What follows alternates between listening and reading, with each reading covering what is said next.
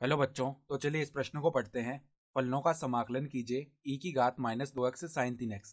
तो यहाँ पर देखो ये फलन दिया हुआ है और हमें इसका समाकलन करना है। तो प्रश्न में आगे बढ़ने से पहले इस प्रश्न से संबंधित जो मुख्य अवधारणा है उसकी हम चर्चा कर लेते हैं। तो देखो मुख्य अवधारणा, देखो जब भी हमारे पास में समाकलन में इस प्रकार दो फलन गुणा में लिखे हुए हों, यू एक्स गुणा वी एक्स डी एक्स, तो यहाँ पर इनका समाकलन हम खंडशः समाकलन से करते हैं।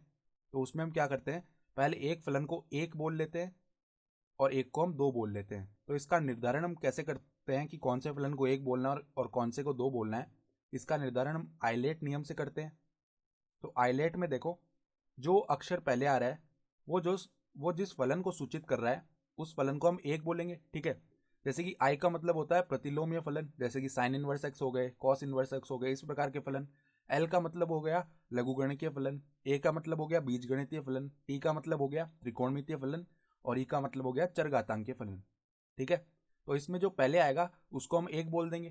तो यहाँ पर खंडेशह समाकलन हम करते कैसे हैं, देखो यू एक्स को ऐसे ही रखते हैं, फिर वी एक्स का हम समाकलन कर देते हैं एक्स के सापेक्ष, माइनस में फिर समाकलन में हम अवकलन कर देते हैं यू एक्स का, फिर यहाँ पर हम समाकलन कर देते हैं वी एक्स का पुनः, और इस पूरे का हम क्या कर देते हैं समाकलन एक्स के सापेक्ष, ठीक है।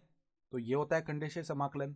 तो यहाँ पर देखो फलन क्या दिया हुआ हमारे पास, आई बराबर में ई की घात माइनस 2x साइन 3x, और इसका समाकलन करना है तो समाकलन dx।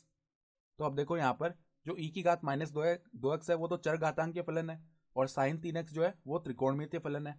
तो टी यहाँ पर ई से पहले आ रहा है, अर्थात हम त्रिकोणमितीय फलन को एक बोलेंगे और जो चर घातांकीय फलन है उसको दो बोलेंगे। तो हमने बोल दिया।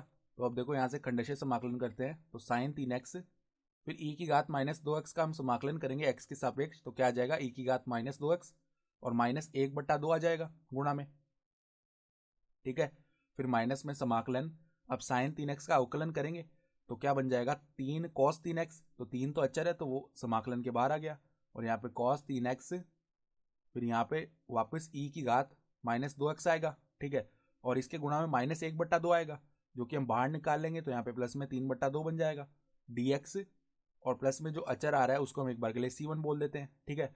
अब देखो ये जो नया समाकल बना cos 3x ई की घात माइनस 2x dx, इसको हम i1 बोल लेते हैं।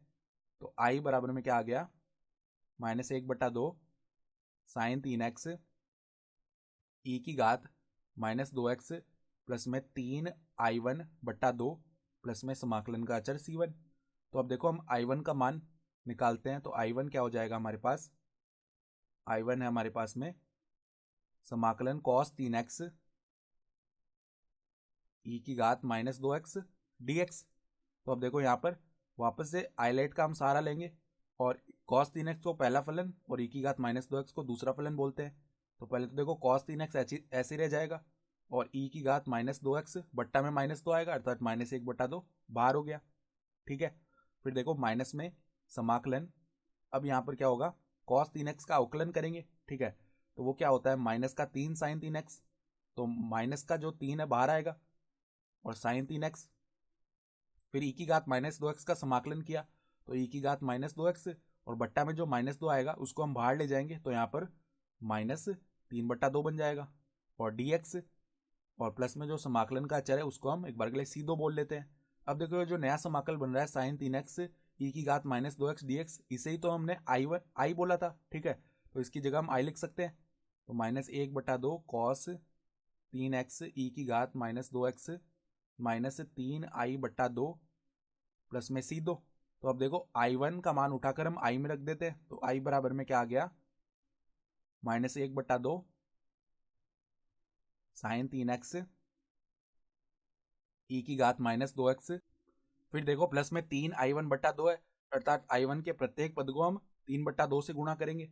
तो पहले तो क्या आ जाएगा माइनस का 3/4 कॉस 3x ई की घात माइनस 2x, फिर देखो 3/2 को गुणा किया माइनस 3/2 से तो माइनस का 9/4 आई बन जाएगा, और प्लस में 3/2 c2 ये बन जाएगा, और यहाँ पर देखो प्लस में क्या है c1 है, तो प्लस में c1, देखो c1 प्लस में 3/2 c2 तो मिलाकर नया अचर c बना लेंगे, और यहाँ पर माइनस 9/4 आई उस तरफ जाएगा तो प्लस का 9/4 आई बनेगा, तो आई प्लस में 9/4 आई बराबर में यहाँ से हम ई की घात माइनस 2x को उभयनिष्ठ निकाल लेंगे, तो अंदर क्या बन जाएगा साइन 3x, और माइनस भी उभयनिष्ठ निकाल लेंगे, तो माइनस ई की घात माइनस 2x को उभयनिष्ठ निकाल लिया, तो अंदर बन जाएगा साइन 3x बट्टा 2 और प्लस में 3 कॉस 3x बट्टा में 4 और प्लस में नया अचर सी आ गया।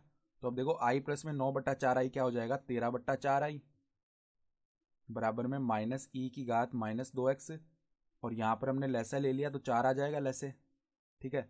और क्या बनेगा 2 साइन 3x प्लस में 3 कॉस 3x, तो 2 साइन 3x प्लस में 3 कॉस 3x, 3 कॉस 3x, और यहाँ पर प्लस में समाकलन का अचर सी हो जाएगा। तो देखो यहाँ पर 4 से 4 जो है वो भाग हो जाएगा, ठीक है। तो आई का मान क्या बना माइनस ई की घात माइनस 2x बट्टा में 13, ठीक है, और 2 साइन 3x प्लस में 3 कॉस 3x, और c बट्टा 13 को हम नया अचर बोल देते हैं के, तो यही हमारे पास में समाकलन का मान भी आ जाएगा और यही हमारा उत्तर भी हो जाएगा। तो आशा करता हूँ कि आपको ये प्रश्न समझ में आया होगा। धन्यवाद।